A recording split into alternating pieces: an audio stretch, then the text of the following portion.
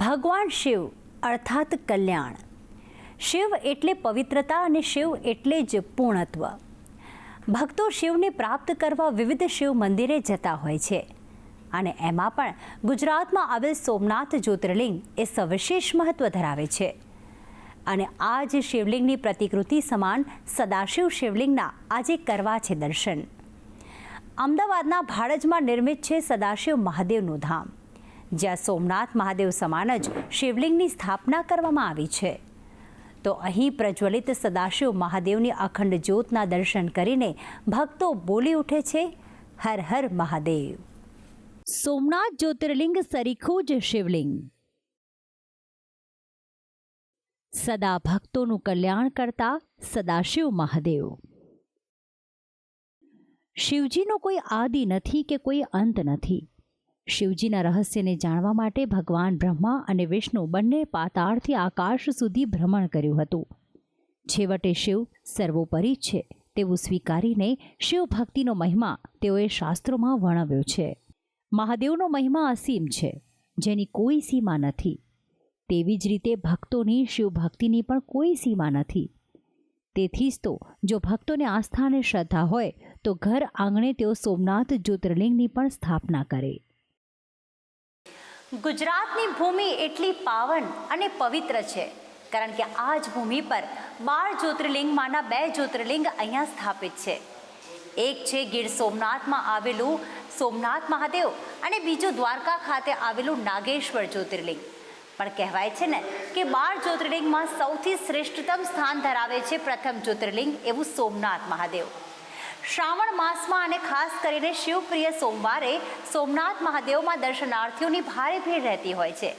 પણ જે પણ ભક્તો સોમનાથ મહાદેવમાં દર્શન કરવા નથી જઈ શકતા તે અહીંયા અમદાવાદના ભાડજ વિસ્તારમાં આવેલ જે સુપર સિટી આવેલું છે ત્યાં સદાશિવ મહાદેવ બિરાજમાન છે. આ શિવલિંગની સ્થાપના વર્ષ 2019માં મહાશિવરાત્રિના પાવન પર્વે કરવામાં આવી હતી. સોમનાથથી તમામ ભૂદેવો અહીંયા આવ્યા હતા અને આ સુંદર મજાના શિવલિંગની સ્થાપના કરવામાં આવી હતી. મારી પાછળ જે આપ સદાશિવ મહાદેવનું શિવલિંગ જોઈ રહ્યા છો તે સોમનાથ મહાદેવના શિવલિંગ સમાન જ બનાવવામાં આવ્યું છે. આ ઉપરાંત નિત્ય ભક્તો દ્વારા અને અહીંયાના જે સેવકો છે એટલે કે જે બ્રાહ્મણો છે ત્યાં પુષ્પ દ્વારા, બિલીપત્ર દ્વારા અને ભસ્મ દ્વારા જ અહીંયા સુંદર શણગાર કરવામાં આવે છે. એટલે જે પણ ભક્તો અહીંયા આવે છે તે અનન્ય શાંતિનો અનુભવ કરે છે અને સાથે મનમાં એક જ નામ સ્મરણ કરે છે, ઓમ નમઃ શિવાય. સુપર સિટી પહોંચતા જ 4 રસ્તા પર આપને સદાશિવ મહાદેવ લિખિત એક બોર્ડ દેખાશે, જ્યાં પ્રવેશ કરતા જ ભવ્ય અને સુંદર કલાકૃતિવાળા શિવાલયના દર્શન થઈ રહ્યા છે.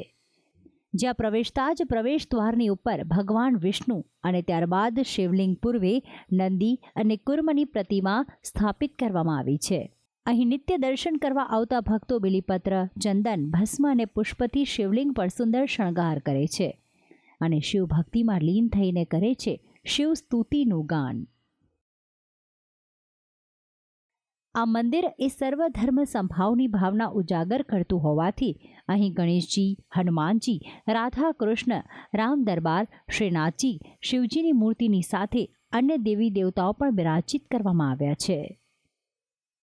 भाड़ज में हम आते रहते हैं तो यहाँ पर सदाशिव मंदिर में हम आए हैं जो बहुत ही सुंदर मंदिर है. यहाँ हम कभी कभी आते हैं तो बहुत ही अच्छा लगता है. यहाँ बहुत शांति मिलती है.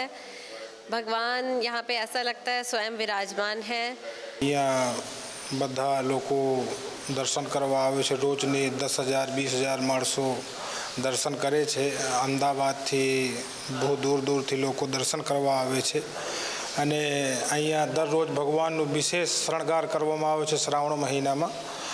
આ ઉપરાંત દરેક શિવાલયમાં આપને ગંગાજી એ પ્રતિક રૂપે દર્શન આપે છે, પરંતુ અહીંયા શિવલિંગની સમીપ જ માતા પાર્વતીની સાથે ગંગા મૈયાની પણ પ્રતિમા દ્રશ્યમાન થાય છે.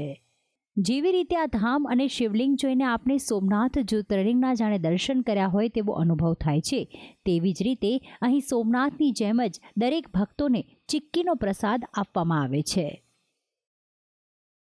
मैं दिल्ली से आया हूँ और यहाँ हरे कृष्णा मंदिर में हम लोग डिवोटीज़ हैं.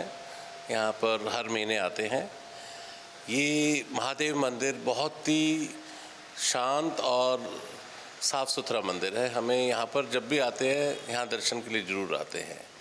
भोले शंकर भगवान हमारी मनोकामना हमेशा पूरी करते हैं। हम और तो कहीं जा नहीं पाते, पर यहाँ ज़रूर आके जल चढ़ाते हैं और पूजा भी करते हैं। और यहाँ पर सभी डिवोटीज़ को बहुत साफ़ सुथरे से मेंटेन किया जाता है और बहुत ही मन शांत होता है यहाँ पर। શાસ્ત્રમાં જણાવ્યા મુજબ શિવ પૂજા માટે શિવલિંગ ઉત્તમ ગણાય છે, જેની પૂજાથી મનુષ્ય આદિ વ્યાધિનો ઉપાધિમાંથી મુક્ત થઈને યશ, કીર્તિ અને વિજયની પ્રાપ્તિ કરે છે। તેવી જ રીતે અહીં સદાશિવ મહાદેવમાં ભક્તો શિવલિંગના પૂજનથી પોતાના જીવનનું કરે છે કલ્યાણ જ કલ્યાણ। કેમેરામેન નિલેશ પટેલ સાથે પ્રીતિ મમતાણી, ભક્તિ સંદેશ, સંદેશ ન્યૂઝ, અમદાવાદ।